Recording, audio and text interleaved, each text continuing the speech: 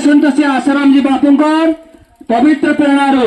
December 25 तुलसी पूजन दिवस सारा विश्व परिवार रे घरे घरे प्रति परिवार रे तुलसी पूजन दिवस करायो 108 परिक्रमा कले अश्वमेध यज्ञ फल मिले। डिसेम्बर 25 तारीख तुलसी पूजन दिवस पूज्य संत श्री आसाराम जी बापूंकर पवित्र प्रेरणारू डिसेम्बर 25 को तुलसी पूजन दिवस रूपे सारा भारत रे सारा